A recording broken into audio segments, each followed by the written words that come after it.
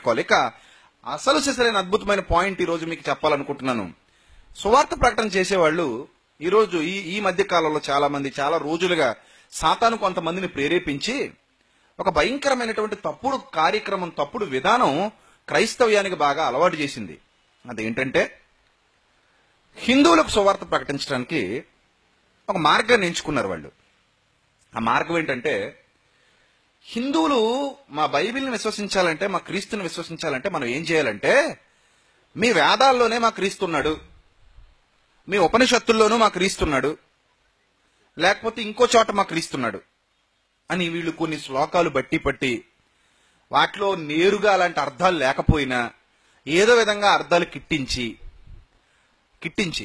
అందుకే చూడండి, ఎప్పుడు సర్వపాప పరిహారో రక్త ప్రోక్షణం అవశ్యం తద్రక్తం పరమాత్మానం పుణ్యదాన బలియాగం ఇవన్నీ చదువుతూ ఉంటారు.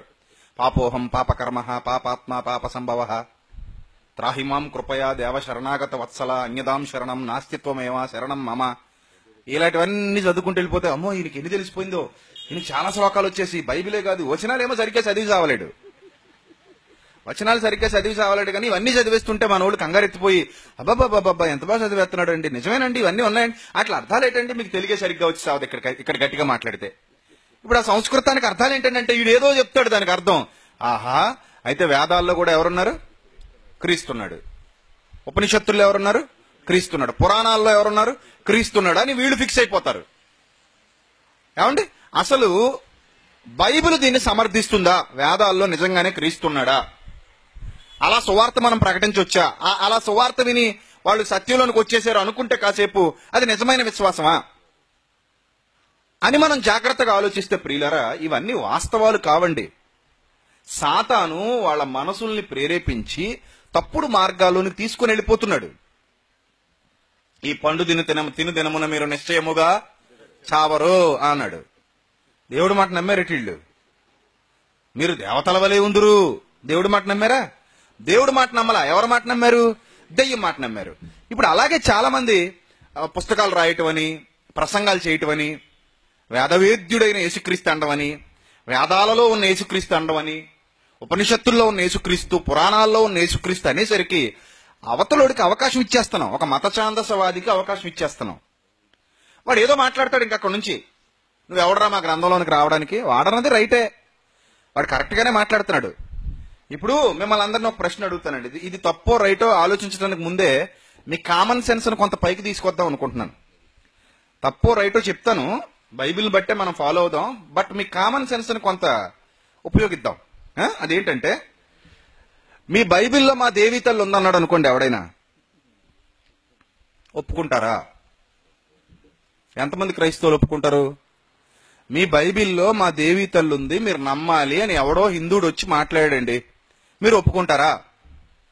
ఒప్పుకోరా చెప్పండి. నేను ఒప్పుకుంటానండి, బైబిల్లో కూడా దుర్గమ్మ తల్లి ఉందనో దేవీ తల్లి ఉందనో అంటే నేను ఒప్పుకుంటానండి అన్నోళ్ళు చేతులు ఎత్తండి. ఎవ్వరు లేరు. ఈ ప్రశ్న మీరు ఏ సభలో అడిగినా ఎవరో చెయ్యెత్తరు కదా. అంటే మీకు ఇష్టం లేదు, అలా వద్దండి, అలా చెప్పకండి అంటారు, అవునా? మరి మీరు వెళ్ళి మీ వేదాల్లో మా యేసుక్రీస్తు ఉన్నాడంటే వాడు ఎలా ఒప్పుకుంటాడండి? మరి అలాగైతే మేము అక్కడ ఏదో చూపిస్తున్నాం కదా అంటే ఇక్కడ కూడా వాడు చూపించగలడు, నేను చూపించనా? అలాంటివి బాగానే పనిచేస్తాయి మనకి. ఎపెసు ప్రాంతానికి వెళ్ళినప్పుడు, ఎపెసు పత్రిక కాదు, ఎపెసు ప్రాంతానికి వెళ్ళినప్పుడు అపోస్తలుడైన పౌలు ఆ ఎపెసు పట్టణంలో పూజింపబడుతున్న అర్తెమీ మహాదేవి గురించి మాట్లాడతాడు. వాస్తవానికి మన భారతదేశంలో ఉన్న దేవీ తల్లి కాదు ఆవిడ. ఎపెసు పట్టణం అంటే గ్రీసు దేశానికి సంబంధించింది. గ్రీసు దేశంలో ఉన్న అర్తెమీ మహాదేవి ఆవిడ పేరు అది. అక్కడ పూజింపబడుతున్న దేవత పేరు అర్తెమీ మహాదేవి. ఇప్పుడు అది తీసుకొచ్చేసి ఇండియాలో ఉన్న దేవతలకి కిట్టించేసి మీ బైబిల్లో కూడా మా దేవతలు ఉన్నారు, మా దేవీ తల్లి ఉంది అంటే మీకు ఎలా ఉంటది? నొప్పిగా ఉంటది, బాధగా ఉంటది. మా బైబిల్ కూడా నీకు ఎందుకురా, మీ గ్రంథాల్లో ఉన్న మీ దేవీ తల్లి గురించి ప్రకటించుకోవచ్చు కదా, మా బైబిల్లోకి వచ్చి ఇందులో దేవి ఉందంటారేంటి మీరు అని అంటారనరా? అలాంటప్పుడు ఆడ రెఫరెన్స్ చూపించడానికి అపోస్తుల కార్యాల్లోకి వెళ్ళి ఏం చేస్తారు? మాకు కుదరదంటారు, అవునా? మాకు కుదరదని అంటారు. ఆసియా అందంతటా పూజింపబడుతున్న అర్తెమీదేవి గుళ్లను చేస్తూ ఉంటాడు ఒక కంసాలి. ఈ పౌలు గారు అక్కడికి వెళ్ళేసరికి సందర్భాలన్నీ నేను తణుకులో చూపించాను అవన్నీ మీకు. ఆ అర్తిమిదేవికి సంబంధించిన విషయాలన్నీ తణుకు మీటింగ్స్ జరిగినప్పుడు చూపించాను మీకు. అదే వాళ్ళు చూపించి, ఆ 19 అధ్యాయంలో ఉన్నవి వాళ్ళు చూపించి, ఇదిగో మీ మీ బైబిల్లో మా దేవీ తల్లి ఉందంటే ఎవడండి ఒప్పుకుంటాడు? ఏ క్రైస్తవుడు ఒప్పుకోడు. మరి అలాంటప్పుడు హిందువుల పుస్తకాల్లోకి వెళ్ళి మీ వేదాల్లో మా యేసుక్రీస్తున్నాడు, మీ ఉపనిషత్తుల్లో మా యేసుక్రీస్తున్నాడు, మీ పురాణాల్లో మా యేసుక్రీస్తున్నాడు అని అనటం అది సువార్త ప్రకటనకు పూర్తిగా విరుద్ధం. కామన్ సెన్స్ ఇది. మా ఆవిడ సారీ మీ ఆవిడ మా ఇంట్లో ఉందంటే ఏమైనా బాగుందా? మీకు బాగా అర్థం అవ్వాలి. మరి ఇప్పుడు అవతలోడు వచ్చి కొడతాడా కొట్టడా? కొడతాడా? మీ ఆవిడ మీ ఇంట్లో ఉందని చెప్పు, ఎవ్వడేవండు. మీ ఆవిడ మీ ఇంట్లో ఉందని చెప్పు, ఎవ్వడేవండు. అవతలోడి దగ్గరికి వెళ్ళి మీ ఆవిడ మా ఇంట్లో ఉందయ్యా అన్నావు అనుకో, కొట్టడా? ఖచ్చితంగా కొడతాడు. ఏరా ఎలా కనబడుతున్నానరా నీకు? నా భార్య పట్టుకుని మీ ఇంట్లో ఉందంటావా? ఎంత తప్పుడు మాట అన్నావరా దుర్మార్గుడా. అవతలోడు సీరియస్ అయిపోతాడా? సీరియస్ అవుతాడా? అవుతాడు కదా. ఎందుకంటే మనకి తలపోటు. వాళ్ళెవరూ మన గ్రంథాల్లో ఉండరు. మన వాళ్ళెవరు వాళ్ళ గ్రంథాల్లో ఉండరు. ఎవడి గ్రంథం వాడిది. అసలు మరి అవతలోడి గ్రంథం గురించి ఎప్పుడు మాట్లాడాలో తెలుసా? నీ దగ్గరకు వచ్చి నీ దాంట్లో తప్పులున్నాయ్యా, నీ బైబిల్ ఎలాంటిదే అన్నాడు అనుకో, సరే ఒకసారి నీ పుస్తకం కూడా తెచ్చుకో చూసుకుందాం అనాలి. అప్పుడు ఆల్రెడీ మొన్న డిబేట్ జరిగిందా రాజమండ్రిలో, లోకరక్షకుడు ఎవరనే అంశం మీద. అందులో మీ పుస్తకంలో మా ఓడు ఉన్నాడని నేను అనలేదు. మనకంత అవసరం లేదు. నువ్వు మా రక్షకుడు కాదన్నప్పుడు, మా రక్షకుడు ఈయన కాదు రక్షకుడు, పలానా ఆయన వేరే ఆయన రక్షకుడు అని నువ్వు అంటున్నప్పుడు, ఎవరు రక్షకుడో తేల్చుకోవడానికి 2 పుస్తకాలు దగ్గర పెట్టాం అంతే. ఎవరి రక్షకుడికి ఉండాల్సిన లక్షణాలు ఉన్నాయో తేల్చుకోవడానికి 2 పుస్తకాలు పక్కన పెట్టి, ఇదిగో ఈయన రక్షకుడు, ఆయన రక్షకుడికి ఉండాల్సిన లక్షణాలు లేవు, మీ గ్రంథంలో ఎలా ఉంది, మా గ్రంథంలో ఈ విధంగా ఉంది అంతే తప్ప మా యేసు మీ గ్రంథంలో ఉన్నాడు అని అనటం అది బుద్ధిహీనత. అలాగ అనకూడదండి ఎప్పుడు కూడా, చాలా తప్పు. సువార్త ప్రకటన దానిని ఆమోదించేది కాదు. అది ఆమోదయోగ్యమైన సువార్త ప్రకటన కాదు. ఆ గ్రంథాల్లో ఏముందో మనకు తెలీదు అన్నప్పుడు నోరు మూసి కూరుకో. అంతేగాని తెలుసు అనుకుని అందులోకి వెళ్ళిపోయి బైబిల్ని దాన్ని కలిపేసి కలగాబులగం చేసేసి పచ్చి పులుసు చేసేసి వడ్డిచ్చేద్దాం అనుకుంటే చెత్తగా ఉంటది. అర్థమవుతుందా? అసలు ఆ విధమైన విధానం కరెక్ట్ కాదు. బైబిల్లో ఏముందో చూద్దామండి. అప్పుడు వీళ్ళు ఏమంటారంటే, నువ్వు నోరు మీ నీకు తెలీదు, పూర్వకాలంలో దేవుడు భారతదేశంలోని ఋషులతో మాట్లాడాడు అంటారు. అప్పుడు మనం ఏమనుకుంటామంటే, నిజమేనేమో ఎవడో తెలుసు, అయ్యుండొచ్చు నిజమేనేమో ఎవరికి తెలుసు, వాడు అంటున్నాడు కదా అని అనుకుంటావు నువ్వు. కానీ వాస్తవం కాదు. ఒకవేళ ఏదైనా నిజమైతే అది ఎందులో ఉండాలి? బైబిల్లో ఉండాలి. బైబిల్ నీకు చెప్పాలి. పూర్వకాలంలో దేవుడు ఎవరితో మాట్లాడాడో ఒకసారి చూద్దామండి. బైబిల్లో పూర్వకాలంలో దేవుడు ఎవరితో మాట్లాడాడో ఒకసారి చూద్దామండి. అపోస్తలుల కార్యాలు 1వ అధ్యాయము. అపోస్తలుల కార్యాలు 1వ అధ్యాయము 16వ వచనం జాగ్రత్తగా చూద్దాం. అపోస్తలుల కార్యాలు 1వ అధ్యాయము 16వ వచనం జాగ్రత్తగా చూద్దాం. సహోదరులారా, యేసును పట్టుకొనిన వానికి త్రోవ చూపిన యోధాను గూర్చి నంబర్ 1 ఎవరట మాట్లాడుతుంది? పరిశుద్ధాత్మ మాట్లాడుతుంది. ఎవరట? పరిశుద్ధాత్మ మాట్లాడుతుంది. పరిశుద్ధాత్మ దావీదు ద్వారా ఆదికాండం మొదలుకొని ప్రకటన గ్రంథం వరకు మాట్లాడింది ఎవరు? పరిశుద్ధాత్ముడు. మరలా ఇక్కడికి వద్దాం ఒకసారి. పేతురు రాసిన 2వ పత్రిక 1వ అధ్యాయము 20-21. పేతురు రాసిన 2వ పత్రిక 1వ అధ్యాయము 20-21 చాలా జాగ్రత్తగా చూడాలి. ఒకడు అంటే ఆదికాండం మొదలుకొని ప్రకటన గ్రంథం వరకు రాసిన వాళ్ళు ఎవరైనా సరే. సుమారు 40 మంది ప్రవక్తలు రాశారు. ఆదికాండం మోషే గారితో ప్రారంభమైంది. ప్రకటన గ్రంథం అపోస్తలుడైన యోహానుతో ముగించబడింది. సుమారు 40 మంది ప్రవక్తలు బైబిల్లోని 66 పుస్తకాలు రాశారు. ఇందులో ఏ ఒక్కడు కూడా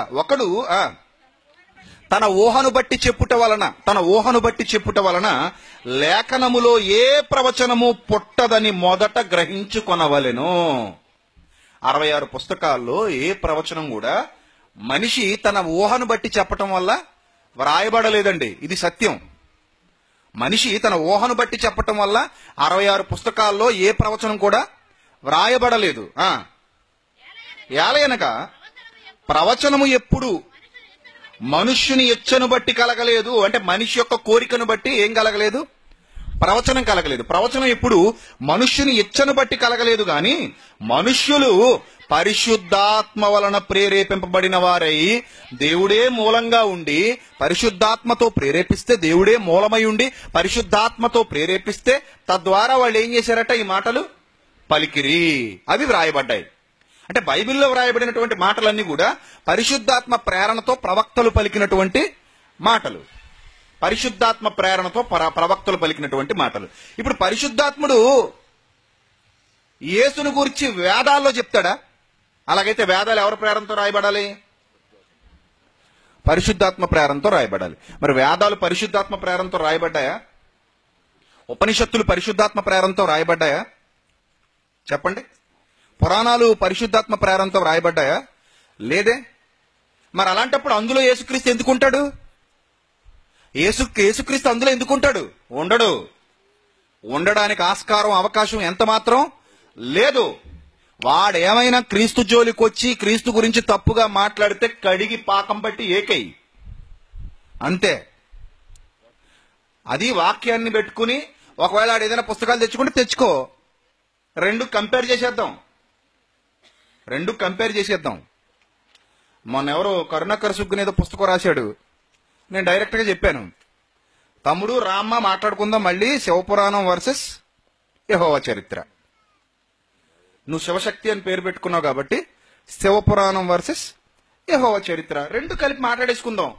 నువ్వు రాసావు కదా బైబిల్లో నుండి, ఎవరికి దైవత్వం ఉందో ఎవరికి దైవత్వం లేదో, ఎవరికి దేవుని లక్షణాలు ఉన్నాయో ఎవరికి దేవుని లక్షణాలు లేవో ఇమీడియట్ గా తేలిపోద్ది. ఏదో ఒక దేవుడిని ప్రజలే సెలెక్ట్ చేసేసుకుంటారు. ఒకవేళ యెహోవా దేవుడు కాదనుకో శివుడిని ఆరాధిస్తారు, శివుడు దేవుడు కాదంటే యెహోవాను ఆరాధిస్తారు. నువ్వు మాట్లాడుతున్నావు కాబట్టి మనం అలా మాట్లాడుకోవచ్చు, తప్పలేదు. అంతేగాని మీ పురాణంలో మా దేవుడు ఉన్నాడు, మీ వేదాల్లో మా దేవుడు ఉన్నాడు, లేకపోతే మీ ఉపనిషత్తుల్లో మా దేవుడు ఉన్నాడు, అది కరెక్ట్ విధానం కాదండి, అది పద్ధతి కాదది. అందుకే చూడండి ఏమంటున్నాడు, ఏ లేఖనాల్లో రాయబడి ఏ ప్రవచనం కూడా మనిషి సొంత ఊహలతో చెప్పింది కాదు. మనిషి సొంత ఊహలతో చెప్పలేదు. ఎవరున్నారట వాళ్ళ వెనక? పరిశుద్ధాత్ముడు ఉన్నాడు. పరిశుద్ధాత్మ మూలముగా ప్రేరేపింపబడి వాళ్ళు రాశారు. ఇప్పుడు చూడండి అపోస్తుల కార్యాల్లో మొదటి అధ్యాయం 16వ వచనం, సహోదరులారా యేసును పట్టుకొనిన వారికి త్రోవ చూపిన యోధాను గూర్చి పరిశుద్ధాత్మ దావీదు ద్వారా, ఎవరి ద్వారా? దావీదు ద్వారా పూర్వము పలికిన లేఖనము నెరవేరవలసి ఉండెను. పూర్వం ఎవరితో మాట్లాడాడు దేవుడు? ఋషులతోనా దావీదుతోనా? అది దావీదుతో మాట్లాడాడు. పూర్వం దావీదుతో మాట్లాడాడు. ఇంకా పూర్వం ఎవరితో మాట్లాడాడు? హెబ్రీ పత్రిక మొదటి అధ్యాయం మొదటి వచనం. ఇంకా పూర్వం ఎవరితో మాట్లాడు దేవుడు? బైబిల్ ఏం సమాధానం చెప్తుంది మనకి? పూర్వం దేవుడు ఎవరితో మాట్లాడాడు? బైబిల్ ఏం సమాధానం చెప్తుంది? పూర్వకాలంలో దేవుడు ఎవరెవరితో మాట్లాడి ఇది మనం చూస్తున్నాం. హెబ్రీ పత్రిక మొదటి అధ్యాయం మొదటి వచనం. పూర్వకాలమందు, చూసారా ఎంత అర్థవంతంగా ఉన్నాయి మాటలు. పూర్వం ఋషులతో మాట్లాడేసాడంటే మనం ఏం చెప్తున్నాం? లేదు నాయన, పూర్వం దేవుడు ఋషులతో కాదు, ఎవరితో మాట్లాడు? ప్రవక్తలతో మాట్లాడు. అలాగైతే ఇండియాలో ఉన్న వాళ్ళు కూడా ప్రవక్తలే కదండి అంటావేమో నువ్వు. దానికి ఉంది కౌంటర్, దానికి బైబిలే. ముందు చూడండి ఏమంటున్నాడు? పూర్వకాలమందు నానా సమయములలోను నానా విధములుగాను ప్రవక్తల ద్వారా మన పితరులతో మాట్లాడిన దేవుడు. చూసారా? అంటే పూర్వకాలంలో దేవుడు ఎవరితో మాట్లాడని చెప్తుంది సాక్ష్యం బైబిల్.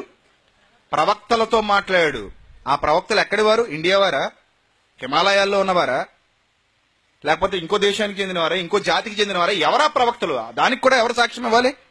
బైబిలే సాక్ష్యం ఇవ్వాలి. ఇక్కడ చూడండి ఏమని చెప్తున్నాడు, మన పితరులతో మాట్లాడిన దేవుడు ఈ దినముల అంతమందు కుమారుని ద్వారా మనతో మాట్లాడెను. ఈ దినముల అంతమందు కుమారుని ద్వారా మనతో మాట్లాడెను. జాగ్రత్తగా చూడాలి. అంటే ప్రవక్తలతో మాట్లాడే దేవుడు ప్రవక్తల ద్వారా మాట్లాడాడు, తర్వాత కుమారుడైన యేసుక్రీస్తు ద్వారా మాట్లాడాడు.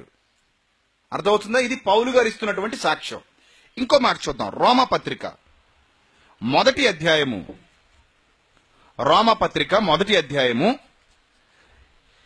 7వ వచనం చూడండి. 2-7 వచనాలు కలిపి ఉంటాయండి. రోమపత్రిక మొదటి అధ్యాయము 2-7 వచనాలు కలిపి ఉంటాయి చూడండి.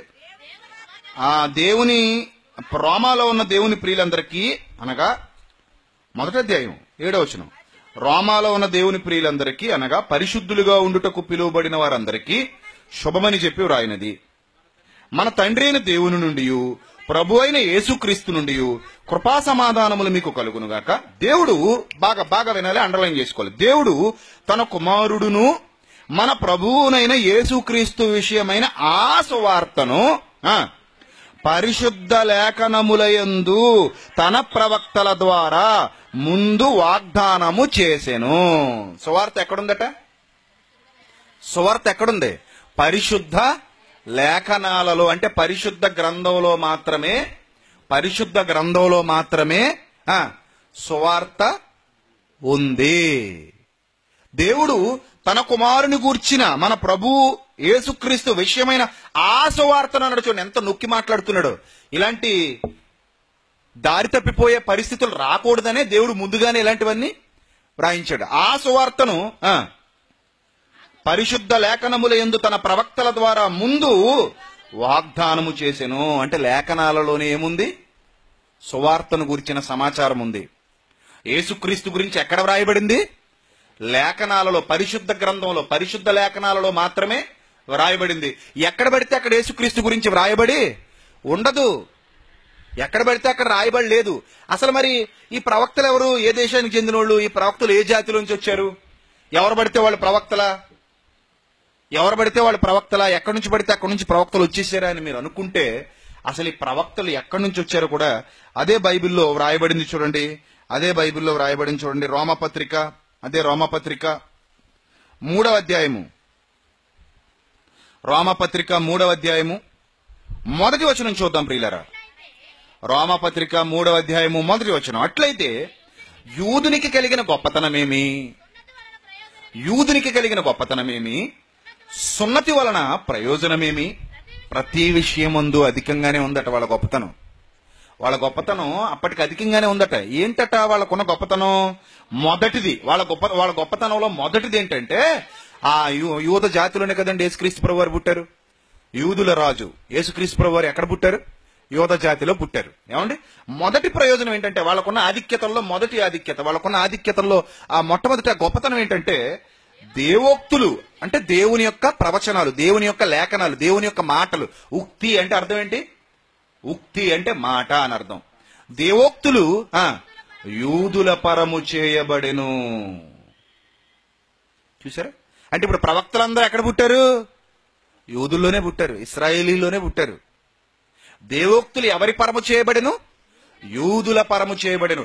మోషే మొదలుకొని చిట్ట చివరి పుస్తకం రాసిన, ప్రకటన గ్రంథం రాసిన అపోస్తలుడైన యోహాను వరకు అందరూ ఏ జాతి వారు?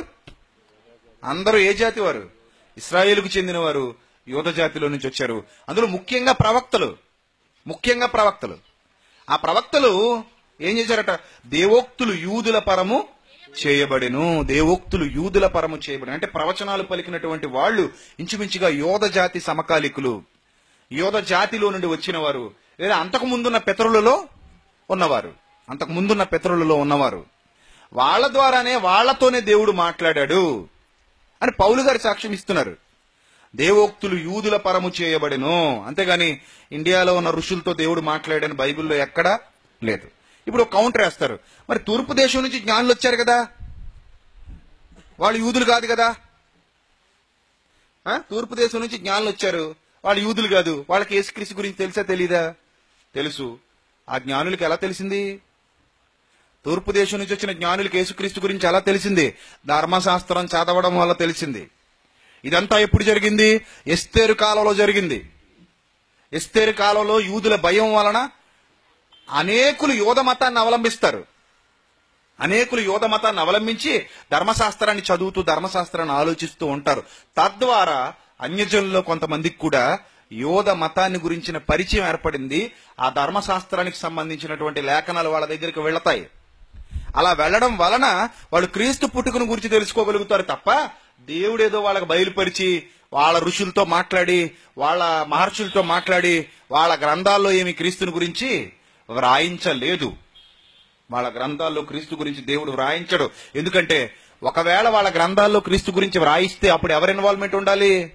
పరిశుద్ధాత్ముడి ఇన్వాల్వ్మెంట్ ఉండాలి. ఒకవేళ పరిశుద్ధాత్ముడి ఇన్వాల్వ్మెంట్ ఉంది అని మీరు ఒప్పుకుంటే మరి ఆ గ్రంథాల్లో మేము చదివిన 2-3 శ్లోకాలనే ఇంకా మిగిలిన లేవా? ఇంకా లేవా అండి? ఇంకా బోలెడని ఉన్నాయండి. మరి అవన్నీ కూడా పరిశుద్ధాత్ముడు చెప్పినవేనా? ఇప్పుడు మీ గ్రంథంలో మా యేసుక్రీస్తున్నాడని ఒక మొక్కగా పట్టుకుని ఏలాడే అనుకో, ఏదో అది కిట్టి కిట్టిన మొక్క, కొంచెం అలా కనబడే మొక్కను తీసుకొచ్చి ఆ శ్లోకాన్ని అక్కడ పెట్టి ఇది పట్టుకుని వేలాడే అనుకో, అవతలోడు ఏమని కౌంటర్ వేస్తాడు తెలుసా? సరే ఈ రెఫరెన్స్ మీ యేసుక్రీస్తుది ఓకే, మరి మిగిలిన రెఫరెన్స్లన్నీ ఎవరివి అని అడుగుతాడు. ఈ రెఫరెన్స్ నిజమా అబద్ధమా అంటాడు. ఖచ్చితముగా నిజము అన్నావు అనుకో, మరి మిగిలిన రెఫరెన్స్లు ఏంటరా అంటాడు. అవి అబద్ధము అన్నావు అనుకో, చెప్పు తీసి కొడతాడు. ఇప్పుడు ఒక పుస్తకం గురించి మాట్లాడుతూ అందులో ఇది నిజం అనుకున్నప్పుడు మిగిలిన కూడా ఏమనాలి? నువ్వు నిజమని అనాలి చచ్చినట్టు. మీ పుస్తకంలో మా దేవుడు ఉన్నాడని గొంతెత్తుకు చించుకుని అరుచుకోవడం కాదు. ఆ పుస్తకంలో మా దేవుడు ఉన్నాడని చెప్పే ముందు ఆ పుస్తకంలో మిగిలిన దేవుళ్ళు కూడా ఉంటారు, ఉండరా? ఆ పుస్తకాల్లో యేసుక్రీస్తు అక్కడ మిగిలిన దేవుళ్ళు లేరా? ఉన్నారు. ఇప్పుడు యేసుక్రీస్తు ఇందులో ఉన్నది నిజమైతే మరి మిగిలిన దేవుళ్ళు కూడా నిజమా కాదా అని అడుగుతాడు వాడు. అప్పుడు నువ్వేం చెప్పాలి? అవన్నీ అబద్ధాలు, ఇది ఒక్కటే నిజం అంటావా? అంటావా? చూసావా, నువ్వే దొరుకుతావు, వెళ్ళి నువ్వే దొరుకుతావు. అర్థమవుతుందా? అయినా కోరుకోరి వెళ్ళి అందులో దిగమని నిన్ను ఎవడు చెప్పాడు? నాకు అర్థం కాదు. నీకున్న బైబిల్ మొత్తం చదివేసావేటి? అర్థమైపోయిందా నీకు బైబిల్? అర్థమైపోయిందా? చాలా టైం పడద్దండి బైబిల్ అర్థం చేసుకోవడం. అంత ఈజీ కాదండి, చాలా కష్టం. నేను అందుకే బైబిల్ గురించి ఎప్పుడు మాట్లాడుకున్నా గౌరవప్రదంగా ఒక మంచి మాట చెప్తాను, అది హృదయంలో నుంచి వచ్చే మాట. బైబిల్ అనేది మహావిజ్ఞాన సాగరం అంటాను. అంటే ఇది ఒక సముద్రంలా కనబడుతుంది నాకు ఎప్పుడు చూసినా. ఈ సముద్రాన్ని ఆలోచించడానికి, ఈ సముద్రాన్ని అర్థం చేసుకోవడానికి నన్ను అడిగితే ఈ జీవితం చాలా చిన్నది. యోహాను గారే మాట్లాడుతూ అంటారు, ఇంకా యేసుక్రీస్తు ప్రభు వారు చేసిన కార్యాలు అనేకములు కలవు, వాటన్నిటినీ రాయాలనుకుంటే అసలు భూలోకమే సరిపోదని కొన్ని వదిలేశాను అంటున్నాడు. మరి ఇవైనా ఎందుకు రాసావయ్యా అంటే, ఇవి చాలరా బాబు మీరు నేర్చుకుని విశ్వాసంలో వర్ధిల్లడానికి ఇవి చాలని ఇవి రాశాను, ఇంకా రాయాలనుకుంటే చాలా రాయగలను అన్నాడు. గ్రంథాలు అట్లు రాయబడిన గ్రంథములకు ఈ భూలోకమైనను చాలదని నాకు తోచుచున్నది అంటాడు. అంత అతిశయంగా చెప్తాడు. అలాంటప్పుడు ఇంకా మిగిలిన పుస్తకాలన్నీ తెచ్చుకుని ఇందులో మా క్రీస్తున్నాడు, అందులో మా క్రీస్తున్నాడు, అక్కడ మా క్రీస్తున్నాడు, ఎక్కడ మీ క్రీస్తున్నాడు, ఎక్కడా లేడు. క్రీస్తు ఒక్క బైబిల్లో మాత్రమే ఉన్నాడు. ఎందుకంటే బైబిల్ ఒక్కటే పరిశుద్ధాత్మ ప్రేరణతో వ్రాయబడింది. మిగిలిన పుస్తకాలు పరిశుద్ధాత్మ ప్రేరణతో వ్రాయబడినవి కావు. అంత ఎందుకంటే బైబిల్లోనే యెహోవా యుద్ధముల గ్రంథం అని ఒకటి ఉందని చెప్తాడు. యెహోవా యుద్ధముల గ్రంథం ఉంది, ఈ సంగతి రాయబడి ఉన్నది. యాషారు గ్రంథం ఉంది, ఈ విషయము రాయబడి ఉన్నది. ఏమండి, రాజుల వృత్తాంతముల గ్రంథమందు, ఇశ్రాయేలు రాజుల వృత్తాంతముల గ్రంథమందు ఈ సంగతి వ్రాయబడి ఉన్నది. అంటే అవన్నీ మరి పరిశుద్ధాత్మ ప్రేరణతో వ్రాయబడినవే కావు. అందుకే వాటిని ఏం చేశాడు దేవుడు? పక్కన పెట్టేశాడు. అవి మాకు వద్దు. అందులో పరిశుద్ధాత్మ ప్రేరణతో వ్రాయబడినవి లేవు గనుకనే ఆ వద్దని పక్కన పెడితే నువ్వు అవి కాకుండా ఇంకా కొత్తవి తెచ్చి పెడతావా? ఉన్నవే వద్దన్నాడు.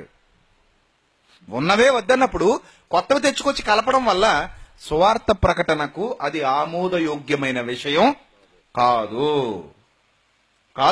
మరి ఇప్పుడు ఇన్ని చెప్పినా మీరు నమ్మకపోతే డైరెక్ట్ ఇంక యేసుక్రీస్తు ప్రభు వారితోనే చెప్పించాలి.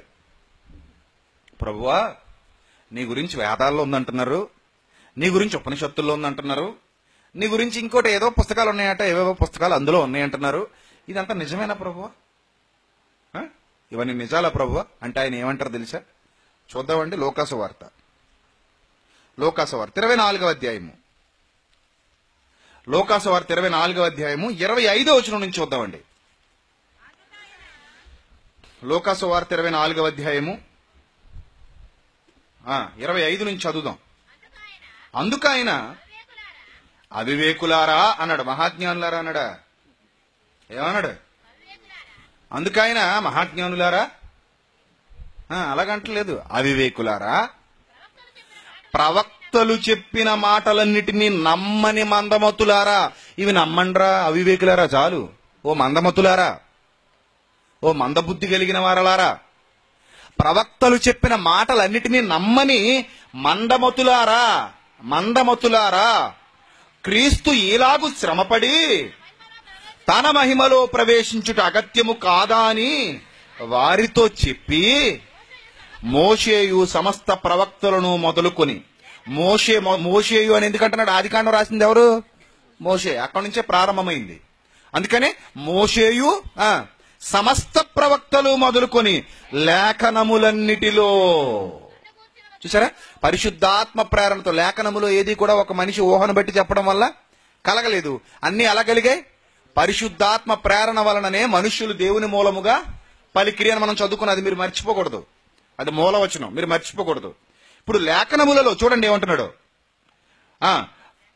లేఖనములన్నిటిలో తనను గూర్చిన, లేఖనములన్నిటిలో తనను గూర్చిన వచనాలు ఉన్నాయి అని ఉంది. చూడండి అక్కడ తనను గూర్చిన వచనాలు ఎక్కడున్నాయట? లేఖనాలలో ఉన్నాయి. తనను గూర్చిన వచనాలు లేఖనాలలో మాత్రమే ఉన్నాయి. తనను గూర్చిన వచనాలు లేఖనముల భావాలు వారికి తెలిపెను. చూసారా, మీరు సర్వలోకానికి వెళ్ళండి, సర్వ సృష్టికి సువార్త ప్రకటించండి. దేన్ని అనుసరించి? లేఖనాలను అనుసరించి. మీరు ఇండియాకి వెళ్ళండి, అక్కడ ఉన్న వేదాలు తీసుకోండి, నా గురించి ఉంటది. ఇంకో చోటకి వెళ్ళండి, అక్కడ ఉన్న పురాణాలు తీసుకోండి, నా చోట ఉంటది. గ్రీకు పురాణాలు ఉన్నాయి. మరి గ్రీకు పురాణాలు ఉన్నాయి. గ్రీకు వాళ్ళు బోల్డ్ పురాణాలు ఉన్నాయి. గ్రీకు సంపద, పురాణ సంపద ఉంది గ్రీకు వాళ్ళకి.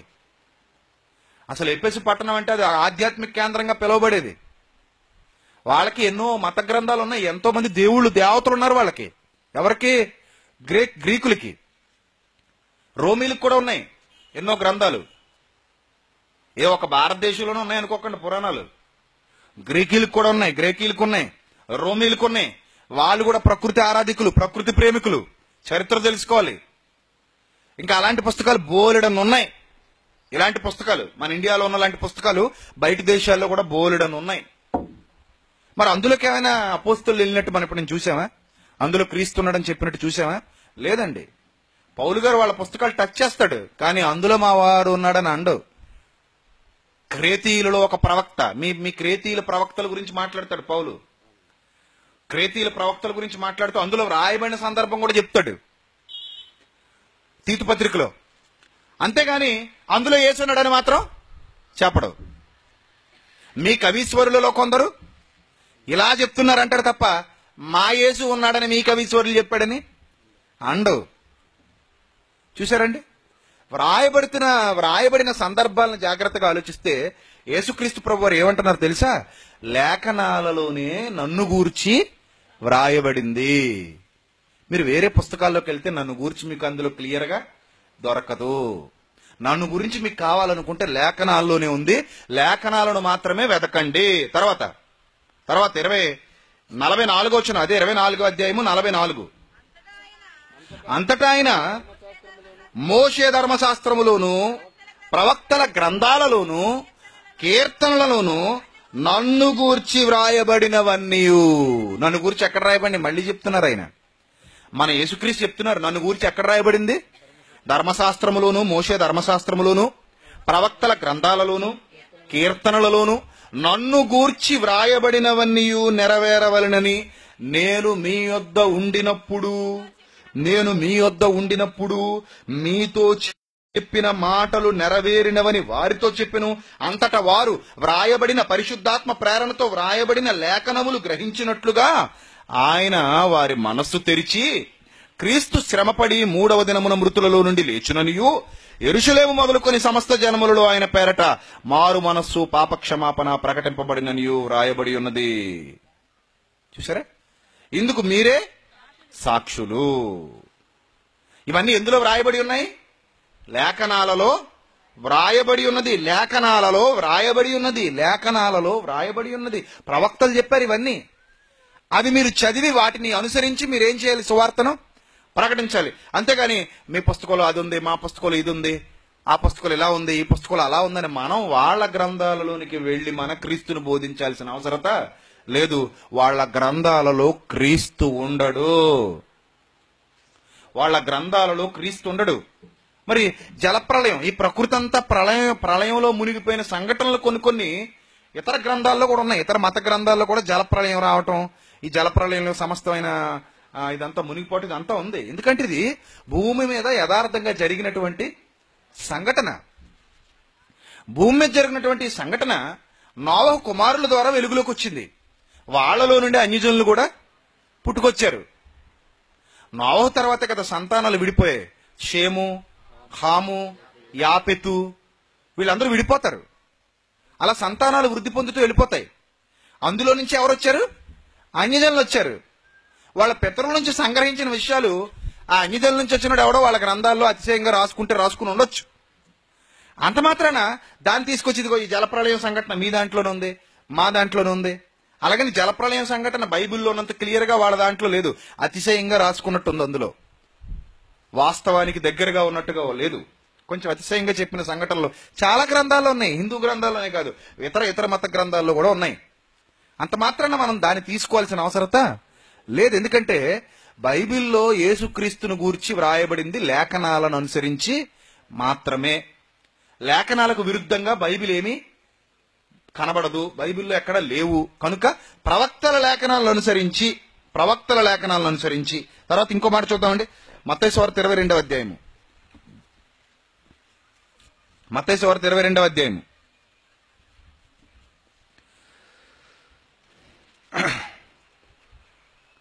మత్తయి సువార్త 22వ అధ్యాయము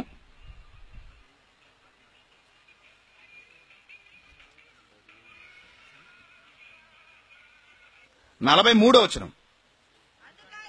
అందుకైన అలాగైతే నేను నీ శత్రువులను నీ పాదముల క్రింద ఉంచి వరకు నీవు నా కుడిపార్శ్వమున కూర్చుండమని ప్రభువు నా ప్రభువుతో చెప్పెను అని దావీదు ఆయనను ప్రభువని ఆత్మ వలన యాల చెప్పుచున్నాడు.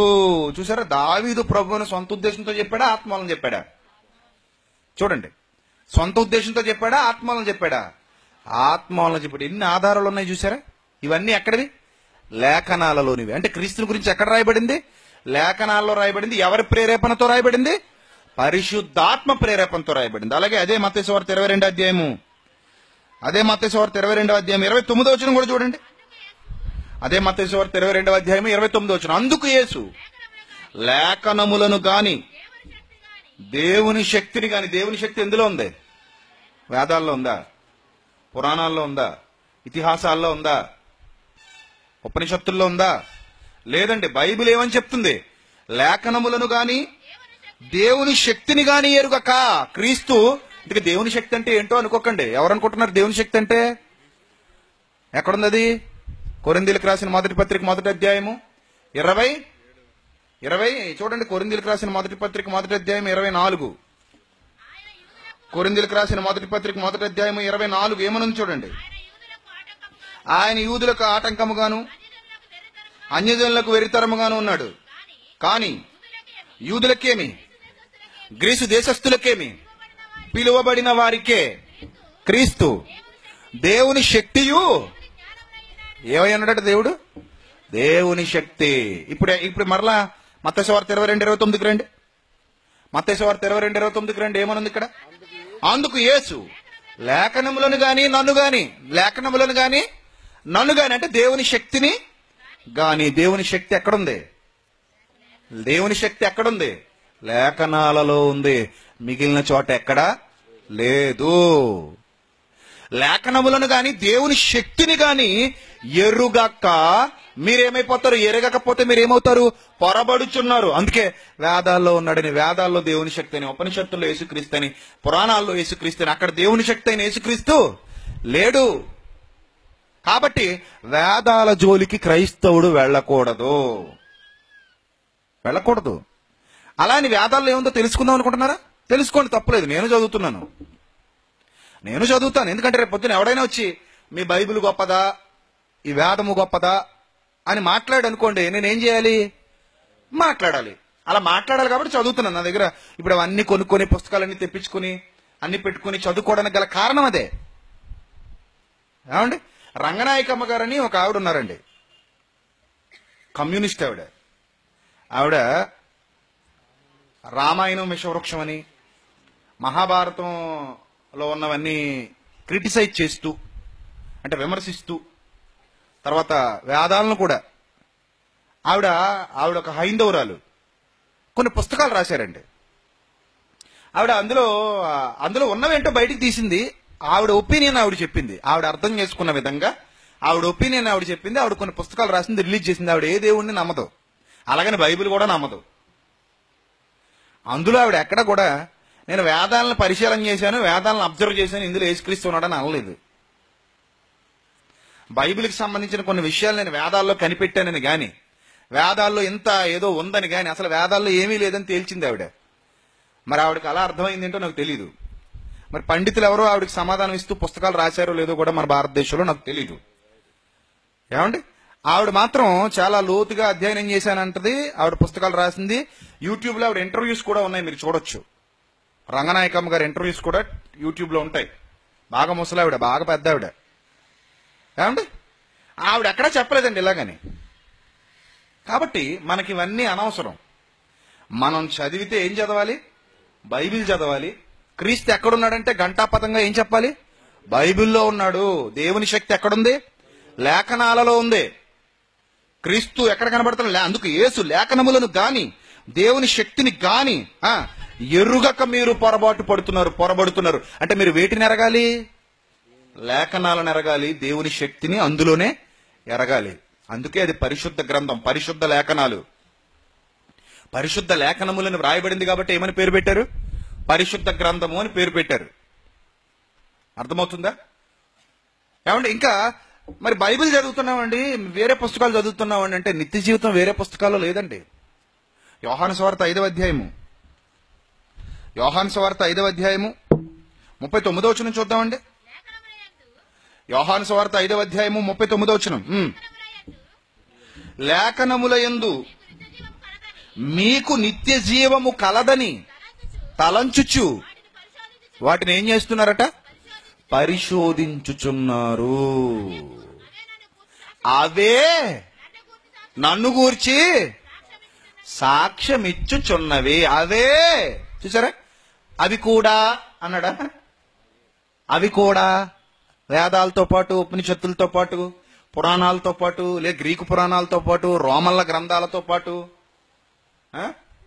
బబులోనీయుల గ్రంథాలతో పాటు, ఇంకా ప్రపంచంలో ఏమైనా గ్రంథాలు రాయబడితే వాళ్ళ గ్రంథాలతో పాటు అవి కూడా నన్ను గూర్చి సాక్ష్యం ఇచ్చుచున్నవి అన్నాడు యేసుక్రీస్తు. నో, లేఖనములలోనే ఏముంది? నిత్య జీవం ఉంది. ఎటర్నల్ లైఫ్ కావాలా? లేఖనాల్లోనే ఉంది. ఎవర్ లాస్టింగ్ లైఫ్ కావాలా? లేఖనాల్లోనే ఉంది. ఇంకెక్కడికి వెళ్ళినా మీకు దొరకదు. వేదాల్లో నిత్య జీవం లేదు యేసుక్రీస్తు మాటల ప్రకారంగా. కాబట్టి వేదాల్లో క్రీస్తు లేడు. నిత్య జీవం అంటే ఎవరు? యేసుక్రీస్తు. నేనే మార్గము, నేనే సత్యము, నేనే జీవము. అంటే దీన్ని బట్టి వేదాలలో యేసు అనగా నిత్య జీవం లేదు. ఉపనిషత్తులలో యేసు అనగా నిత్య జీవం లేదు. నా మాటలు ఏమై ఉన్నాయి? జీవమును. నా మాటలు జీవమునై ఉన్నది. నా మాటల్లోనే ఏముందంటాడు? జీవముంది. లేఖనాలలోనే నిత్య జీవం ఉంది. నీవే నిత్య జీవపు మాటలు గలవాడవయ్యా అంటాడు పేతురు. ఏమైనా నన్ను వదిలి వెళ్ళిపోతారా? మీరు కూడా పోవాలనుకుంటున్నారా? ఎక్కడికి పొమ్మంటావు ప్రభువా? ఎక్కడికి పొమ్మంటావు? ఎక్కడికి పోయినా మాకు నిత్య జీవం దొరకదు. నీవే నిత్య జీవపు మాటలు గలవాడవు. మేమెక్కడికి పోలేము నిన్ను విడిచి, మేమెక్కడికి పోలేము. నీవే నిత్య జీవపు మాటలు గలవాడవు. అంటే నిత్య జీవం కావాలంటే లేఖనాలలో ఉంది. అవే నన్ను గూర్చి సాక్ష్యం ఇస్తున్నాయి. మీకు నిత్య జీవం కావాలంటే లేఖనాలను ఏం చేయాలి? పరిశోధన చెయ్యండి. లేఖనాలను పరిశోధన చెయ్యండి. అలాగని ఎవడైనా మీ మీదకి వచ్చేస్తున్నాడు అనుకోండి, అవి కూడా ఒకసారి చదివేయండి. చదివేసి రారా కూర్చుందాం అనండి. రా కూర్చుందాం. నీది గొప్ప, నాది గొప్ప నువ్వు అన్నావు కాబట్టి. లేకపోతే మనకు అది కూడా అవసరం లేదండి. అది కూడా అవసరం లేదు. కొన్ని సందర్భాల్లో తప్పని పరిస్థితుల్లో విశ్వాసాలు చెరపడానికి ఎవడైనా మీదకి వస్తుంటే మాది గొప్ప, వాళ్ళెవరికి తెలియదు కదండి, సరిగా చదవరు. అప్పుడు మాది గొప్ప అని ఎవడైనా అబద్ధాలు మాట్లాడుతుంటే ఏట్రా నీ గొప్ప చూసుకుందాం రా అని కూర్చోబెట్టి ఇద్దరు పక్కన పెట్టుకుని ఏది సత్యమో ఏది అసత్యమో అక్కడికక్కడ మాట్లాడుకుని ఇంక అక్కడితో వదిలేయడమే. మనకు పని లేదు అందులో. అర్థమవుతుందా? లేకపోతే అవతలవాడు ఏమంటాడంటే, మీ దాంట్లో ఏమీ లేదు, మా దాంట్లో చాలా ఉందంటాడు. ఏం చెప్పడం మళ్ళీ అందులో ఏముందో? చాలా ఉంది అంటాడు. అంతే ఇలాగా. రే చేతులు కానీ తెరిచాననుకో ఏమైపోతావో అంటాడు. తెరవడు. తెరిస్తే ఏముండదు. అందుకే తెరవడు. అందుకే నేను చాలా మంది మత సోదరులతో చెప్తూ ఉంటాను, అరే మీ పుస్తకాల్లో ఏముందో మీరు చెప్పండి సమాజానికి. చెప్తున్నారా? చెప్పరు. అది చెప్పి సమాజాన్ని ఉన్నతులుగా తీర్చిదిద్దండి, సమాజాన్ని ప్రభావితం చేయండి, వారిని మంచివాళ్ళుగా మార్చండి, నీతిమంతులుగా మార్చండి. అప్పుడు మీ మీ పుస్తకాల్లో ఉన్న మంచిని మీరు గొప్పగా సమాజానికి బోధించినప్పుడు ఎవడు మతాలు మారడు. నిజంగా నీ దగ్గరే ఆహారం దొరుకుతున్నప్పుడు, నీ దగ్గరే ఆకలి తీరిపోతున్నప్పుడు హోటల్లోకి ఎందుకు వెళ్తాడు? లేకపోతే ఇంకో చోట అన్నం ఎందుకు వెతుక్కుంటాడు? అంతే కదా.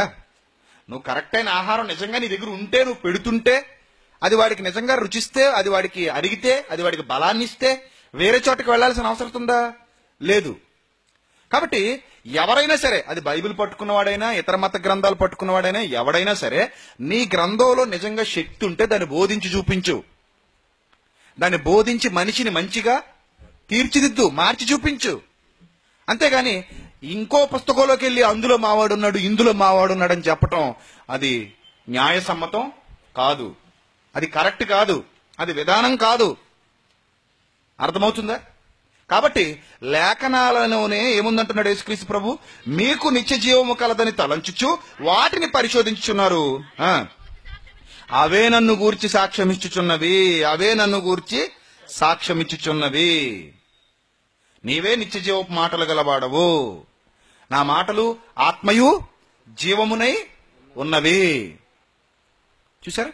ఇవన్నీ యేసుక్రీస్తు ప్రభు వారి మాటలు. ఏమండి, ఇంకా మీరు నమ్మకపోతే ఫైనల్ గా ఒక కౌంటర్ ఇచ్చి నా మాటలు ముగిస్తానండి. అదేంటంటే, ఏమండి, ఇప్పుడు సువార్త ప్రకటించాలి, అన్యజనులకు చెప్పేటప్పుడు అన్యజనుల పుస్తకాల్లోకి వెళ్ళిపోతే వాళ్ళు తొందరగా నమ్ముతారు కదండి. లేకపోతే వేరే గ్రంథాల్లో కూడా వెళ్ళిపోయి ఈ గ్రంథాల్లో కూడా ఉన్నాడంటే వాళ్ళు తొందరగా నమ్ముతారు కదండి. అంటే ఇప్పుడు ఇస్లాం వాళ్ళు కొంతమంది, అంటే ముస్లిమ్స్ కొంతమంది ఏం చేస్తున్నారంటే, కొన్ని ఇస్లాం సంస్థల వాళ్ళు ఆదరణకర్త వస్తాడని యేసుక్రీస్తు చెప్పాడు కదా, నేను వెళ్ళి మీకు ఆదరణకర్తను పంపిస్తానని యేసుక్రీస్తు చెప్పాడు కదా, ఆ ఆదరణకర్త ఎవరో కాదు, మా మహమ్మద్ ప్రవక్త మీ బైబిల్లో ఉన్నాడు అంటున్నారు. ఎంతమంది ఒప్పుకుంటారు? చేయొద్దండి. ఎంతమంది ఒప్పుకుంటారు? ఎవడు ఒప్పుకోడు. ఎందుకంటే ఆదరణకర్త మహమ్మద్ ప్రవక్త కాదు. 100కి 1000%, ఇంకా ఎక్కువ వేసుకుంటే వేసుకోండి.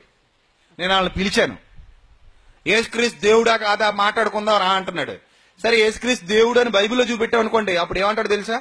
బైబిల్లో కాదు నాయన, ఆయన చెప్పినట్టు చూపెట్టి అంటాడు. మళ్ళీ వచ్చేటప్పుడు ఏమంటాడు? బైబిల్ వెలుగులో అంటాడు మళ్ళీ. ఇప్పుడు బైబిల్ వెలుగులో అంటే ఆదికాండం మొదలుకొని ప్రకటన గ్రంథం వరకు తీసుకోవాలి. యేసు సిలువ వేయబడ్డా లేదా? బైబిల్ వెలుగులో అంటాడు, కానీ అందులో ఉన్న విషయాలు చెప్పడు. బైబిల్లో యేసు సిలువ వేయబడ్డాడు, మరణించాడు అని ఉన్న మాటలు అసలు టచ్ కూడా చేయడు. కానీ వచ్చేటప్పుడు మాత్రం ఏమని పెట్టుకొస్తాడు? బైబిల్ వెలుగులో అంటాడు. దొంగ. అందుకే నేను ఏమన్నా తెలుసా? బైబిల్ మరియు ఖురాన్ ప్రకారంగా ఆదరణకర్త మహమ్మద్ ప్రవక్త పరిశుద్ధాత్ముడా మాట్లాడుకుందాం, వస్తావా? అబ్బెబ్బే ఎవరండి అక్కడ అని అలా పోతాడు. ఎవరక్కడ? ఎలా ఉన్నారు? ఇలా ఉన్నారా? ఉండండి, వస్తారు, మళ్ళీ వస్తాను, ఉండండి, వినపడలేదు నాకు అని పోతాడు. ఏమండి, అది వాళ్ళ క్యారెక్టర్. మనం ఒప్పుకోం కదా. ఇప్పుడు ఆదరణకర్త మహమ్మద్ ప్రవక్త అంటే మనం ఒప్పుకోవట్లేదు. మనకు బాధగా ఉంది. నిజమే, నీకు బాధే. మరి నువ్వు ఇతర గ్రంథాల్లో యేసున్నాడంటే వాళ్ళకి బాధ కాదా? మీ ఖురాన్లో మా యేసుక్రీస్తున్నాడంటే బాధ కదా? ఉన్న ఖురాన్లో ఉన్న యేసు, బైబిల్లో ఉన్న యేసు ఒక్కటి కాదు. ఖురాన్లో ఉన్న యేసు, బైబిల్లో ఉన్న యేసు ఒక్కరు కాదు, ఒక్కటి కాదు. ఎందుకంటే అది యేసు సాక్ష్యం ప్రకారంగా పరిశుద్ధాత్మ ప్రేరణతో వ్రాయబడిన మాటలు కావు. మహమ్మద్ ప్రవక్త వెనక పరిశుద్ధాత్ముడు లేడు గనుక ఖురాన్లో యేసు లేడు, బైబిల్లో మహమ్మదు లేడు. అర్థమవుతుందా? ఖురాన్లో యేసుక్రీస్తు లేరు, బైబిల్లో మహమ్మదు లేడు. పరిశుద్ధాత్మ ప్రేరణ ప్రకారంగా నన్ను గూర్చి సాక్ష్యం ఇచ్చేది ఎవరో? లేఖనాలు మాత్రమే యేసుక్రీస్తు చెప్పిన తర్వాత మీరు అలా వెళ్ళటానికి వీల్లేదు. ఇప్పుడు నేను మీకు చెప్తున్నాను, చివరిగా వేరే పుస్తకాలు చదివితే మనకి యేసుక్రీస్తు మీద నమ్మకం కలిగింది అనుకోండి, విశ్వాసం కలిగింది అనుకోండి, ఆ విశ్వాసం సరైనదేనా? వేరే పుస్తకాలు చదివి యేసుక్రీస్తు మీద విశ్వాసం కలిగితే ఆ విశ్వాసం సరైనదేనా? నా ప్రశ్న. సరైనదేనా? అది చెల్లుబాటు అవుతుందా? 2000 రూపాయల నోటు ఉందండి మన దగ్గర, కొత్తది 2000 రూపాయల నోటు ఉంది. ఇప్పుడు ఈ 2,000 రూపాయల నోట్ తీసుకెళ్లి ప్రింటర్లో పెట్టి స్కాన్ చేసి ఓ ప్రింట్ బయటికి తీసా. చూడటానికి ఎలా ఉంటుంది ఇంచుమించుగా? చూడటానికి ఎలా ఉంటుంది చెప్పండి ఇంచుమించుగా? చెల్లుతుందా? తీసి టక టక టక టక టక 10 ప్రింట్లు జిరాక్స్ మిషన్ దగ్గరికి వెళ్ళి తీయించేసి బ్యాంక్కి వెళ్ళి ఏమంటే నా అకౌంట్లో వేసేయండి అని ఇచ్చి, అప్పుడు ఆ డబ్బులు వేయడం అకౌంట్లో నిన్ను వేస్తాడు, లోపల నిన్ను వేస్తాడు. ఆ డబ్బులు వేయడు. అంటే చెల్లుతాయా? కాదు కాదండి, చూడడానికి ఒకేలా ఉన్నాయి కదండి. అంటే మాకు అనవసరం నాయన, అది చెల్లుబాటు కాదు. అలా కాదండి, సేమ్ ప్రింట్ దించేశానండి, కలర్ ప్రింట్, అసలు చెల్లుబాటు కాదు. మరి బైబిల్ ప్రకారంగా ఇతర గ్రంథాల్లో యేసు ఉన్నాడని చెప్తే చెల్లుబాటు అవుతుంది అనుకుంటున్నావా? రోమాపత్రిక 10వ అధ్యాయము, రోమాపత్రిక 10వ అధ్యాయము 17వ వచనం ఏమనుందో చూడు. రోమాపత్రిక 10వ అధ్యాయము 17వ వచనం జాగ్రత్తగా చూడాలి. కాగా వినుట వలన విశ్వాసము కలుగును.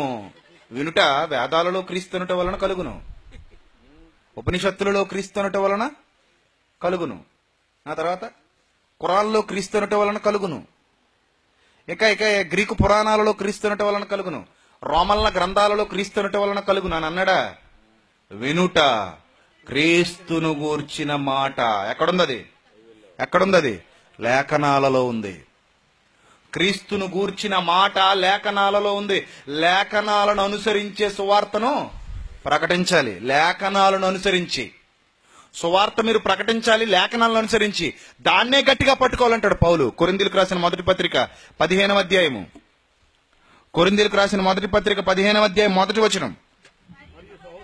కొరింథీయులకు రాసిన మొదటి పత్రిక 15వ అధ్యాయం మొదటి వచనం చూడండి. మరియు సహోదరులారా, నేను మీకు ప్రకటించిన సువార్తను మీకు తెలియపరుచుచున్నాను. దేన్ని?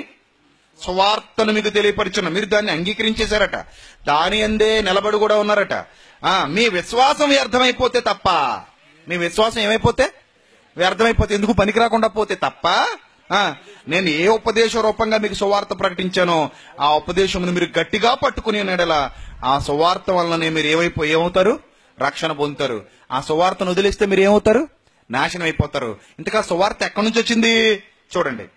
నాకు ఇవ్వబడిన ఉపదేశం మొదట మీకు అప్పగించి తిని 3వ వచనం. అదేమనగా, అండర్లైన్ చేసుకోండి, లేఖనముల ప్రకారము. చూసారా? లేఖనముల ప్రకారము క్రీస్తు మన పాపముల నిమిత్తం మృతి పొందెను, లేఖనముల ప్రకారము సమాధి చేయబడెను, లేఖనముల ప్రకారము 3వ దినమున లేపబడెను. మీరు దీన్ని గట్టిగా పట్టుకోవాలన్నాడా వదిలేమన్నాడా? గట్టిగా పట్టుకుంటేనే మీకు ఏమొస్తుంది అన్నాడు చెప్పండి. రక్షణ పొందువారై ఉందురు. మీరు రక్షణ పొందువారై ఉందురు అంటే గట్టిగా పట్టుకుంటేనే మీకు ఏమొస్తుంది? రక్షణ వస్తుంది. అంటే సువార్త ఎక్కడి నుంచి వెళ్ళింది? లేఖనములు. లేఖనములు ఎవరి ప్రేరణ వలన? పరిశుద్ధాత్మ ప్రేరణ. అది ఎవరి మూలముగా? దేవుని మూలముగా. అంటే లేఖనాలలోనే నిత్య జీవితం ఉంది, లేఖనాలలోనే దేవుని శక్తి ఉంది. అవి వినుట వలన మనకేం కలుగుతుంది? విశ్వాసము కలుగుతుంది. వేరే వినుట వలన కలిగే విశ్వాసం దొంగ నోటు. వేరే వినుట వల్ల కలిగే విశ్వాసం ఏ నోటు? దొంగ నోటు. అది చెల్లదు. చూడటానికి ఒకలాగే ఉంది కదండి. బ్యాంకు తీసుకెళ్ళమంటున్నాను అందుకే ఒకలాగా ఉన్న మూలనే. మొన్న నోట్లు మారిన కొత్తలో ఒకటి దగ్గర 50 లక్షల క్యాష్ ఉంది. ఇప్పుడు దాన్ని ఎలా మార్చుకోవాలో అర్థం కాలే. విజయవాడలోనే ఎక్కడో కాదు, ఏం చేయాలో అర్థం కాలేదు. ఇప్పుడు అర్థంగా కంగారు అడిపోతే ఎవడో బ్రోకర్ తగిలాడు. వాడు అన్నాడు 50 ఇచ్చే 30 ఇస్తా అన్నాడు. నేను మార్చుకుంటాను, 20 నాకు లాభం, నువ్వు 50 ఇచ్చేస్తే 30 ఇస్తానంటే ఇడు ఆశపడిపోయి పోన్లే సచ్చిరోడు పెళ్లికి వచ్చిందే కట్నం, పోన్లే 30 అయినా వస్తుంది కదా అని ఏం చేశాడు, మొత్తం ఆకాశం ఎర్రగా ఉంది, భూమి నల్లగా ఉంది అని కోట్లు పెట్టుకుని మొత్తం మీద వెళ్ళిపోయి ఆ డబ్బులు ఈడికి డబ్బులు ఆడికి మార్చేసుకుని ఇంటికి తెచ్చేసుకున్నాడు. ఇంటికి తెచ్చేసుకున్న చూస్తే మొత్తం అన్ని కలర్ ప్రింట్లే, 2000 నోట్ల కట్టలు, మొత్తం కలర్ జిరాక్స్లు, ప్రింట్లు నీట్గా తీశాడు. లబోదీపమని గుండె బాదుకుని ఏడిచాడు. ఏం ఉపయోగం? ఏ ఉపయోగం లేదు. అవన్నీ ఏం చేయాలి? ఇప్పుడు తగలెట్టుకోవాలి. మారతాయా? మారవండి, అయిపోయింది పని. నీ విశ్వాసం కూడా అలాగే నాశనం అయిపోద్ది. సువార్త ప్రకటించేటప్పుడు వినడం చాలా ఇంపార్టెంట్. ఎలా వింటున్నాను? లేఖనాల ప్రకారంగా విన్నావా సువార్త? లేకపోతే ఏదో పుస్తకాలను తీసుకొచ్చి నేను యేసుక్రీస్తుని నమ్మిస్తున్నారా?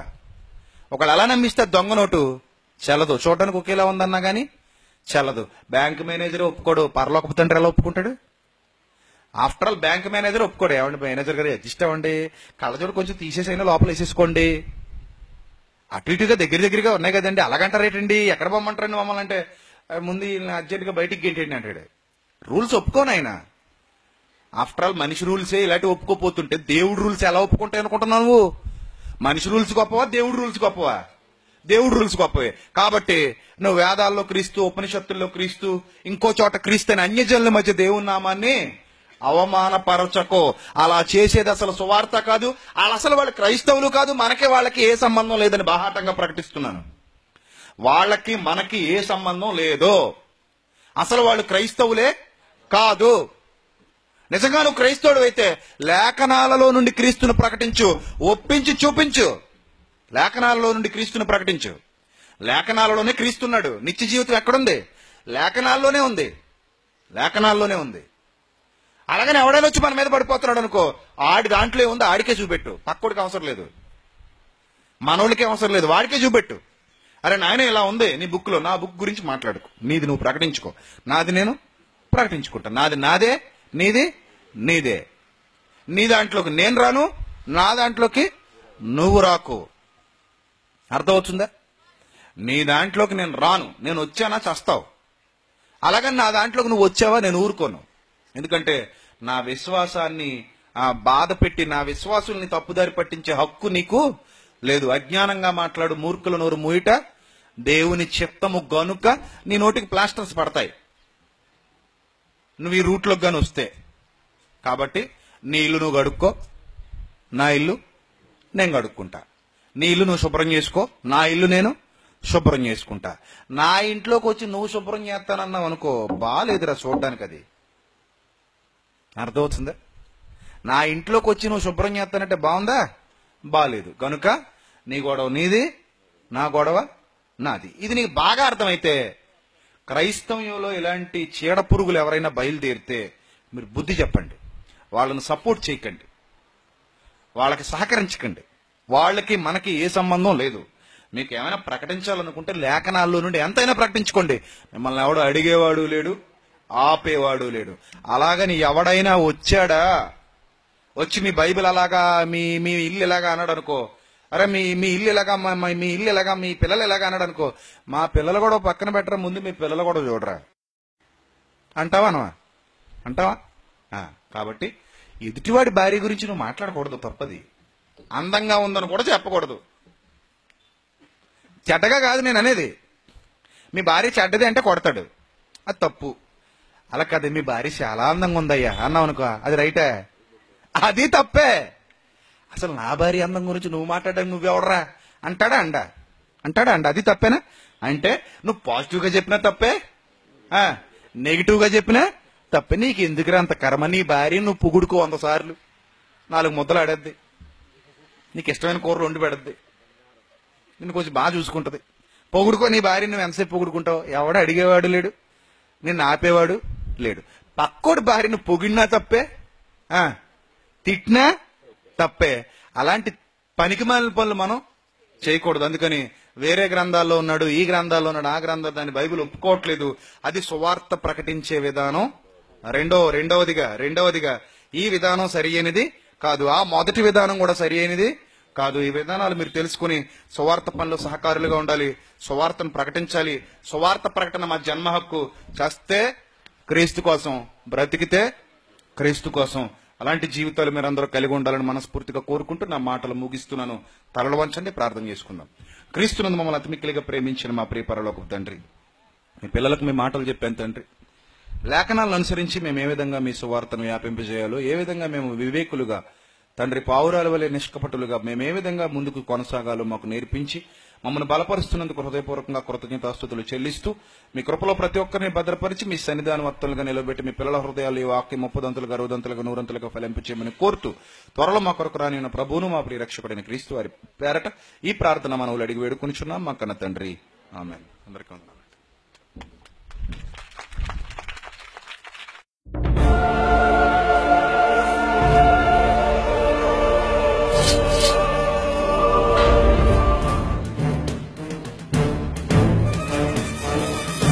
ఆది నీవే, అంతం నీవే, ప్రభవం నీవే, ప్రళయం నీవే, అల్ఫయు నీవే, మేఘయు నీవే, విలయం నీవే, స్థిర నిలయం నీవే.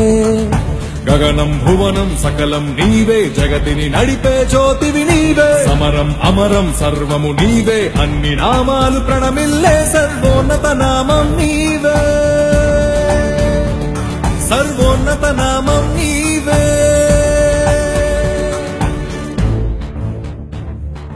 సర్వలోక న్యాయాధిపతి, సర్వలోక న్యాయాధిపతి, సర్వలోక న్యాయాధిపతి, సర్వలోక న్యాయాధిపతి, సర్వలోక న్యాయాధిపతి వాకిట నిలిచియున్నాడు. జనములందరికి ఫలమిచ్చుటకు తీర్పు తీర్చబోతున్నాడు. సర్వలోక న్యాయాధిపతి వాకిట నిలిచియున్నాడు. జనములందరికి ఫలమిచ్చుటకు తీర్పు తీర్చబోతున్నాడు. వేల దూతలతో ఊరధ్వనులతో మేఘమండలము పైన యూదా గోత్రపు కదవ సింహముతో కదలి వస్తుంది సేన. క్రీస్తు న్యాయపీఠం ఎదుట ప్రత్యక్షం కావాలందరూ, క్రీస్తు న్యాయపీఠం ఎదుట ప్రత్యక్షం కావాలందరూ.